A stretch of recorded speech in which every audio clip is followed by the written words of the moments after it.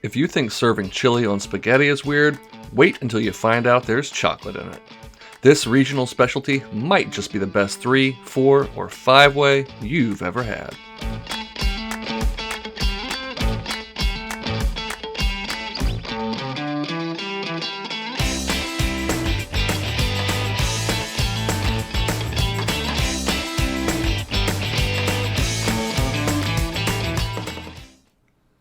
We'll get started in a large skillet over medium heat with a couple tablespoons of olive oil and add to that 1 diced white onion, about 1 cup worth.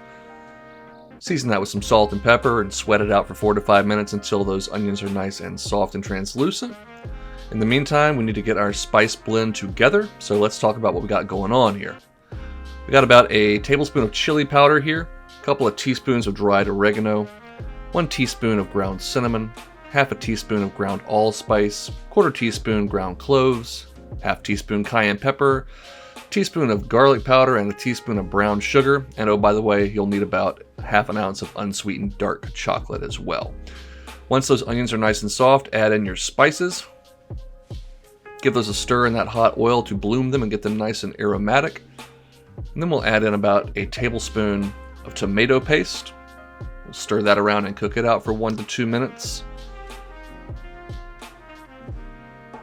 At that point, you're going to go ahead and add in 1 cup of tomato sauce and 1 cup of chicken stock, followed by your dark chocolate, not pictured here for some reason.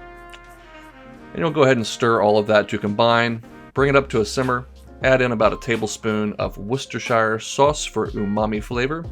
And this is kind of weird, I know, but you're going to crumble in your raw ground beef. That's right, we're not going to brown it. You want to use about an 85% lean ground beef here because you're not going to be able to strain the fat out of it. So if you use something that's too fatty, it's just going to become an oil slick on top. Season it up with some more salt and pepper since we added all of that stock and beef. And then use a spatula or spoon to just break that beef up into little tiny pieces. Smush it around in there, being careful not to smush all that liquid onto your shirt. Once that's done, we're going to simmer this uncovered for about 10 to 15 minutes. Until the onions are nice and softened. If you want to simmer it longer, you can, but you'd want to add a splash of water and cover it so it doesn't get too thick. Cincinnati chili is definitely not thick at all.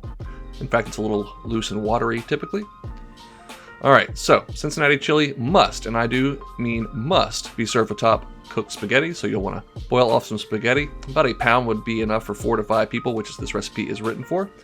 You'll spoon over a generous portion of your warm, hot, slightly spicy chili.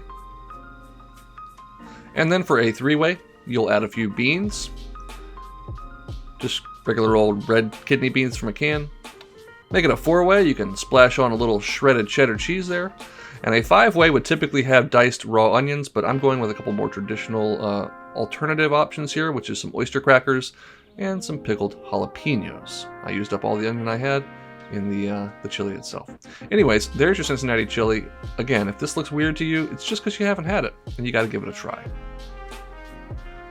It has really got a nice warm flavor profile from that allspice, the clove, the cinnamon, but definitely nice and rich and beefy. That Worcestershire sauce helps add that umami punch that you need in a good chili. And I mean, you know, what's there to say about cheese and spaghetti? They go together great. So you got to give this a try. I know you're going to love it. I really appreciate you watching. If you enjoyed the video, drop a comment down below, subscribe, and ring the bell for future videos. I'm out of here. Thanks for watching. Y'all go and make something delicious.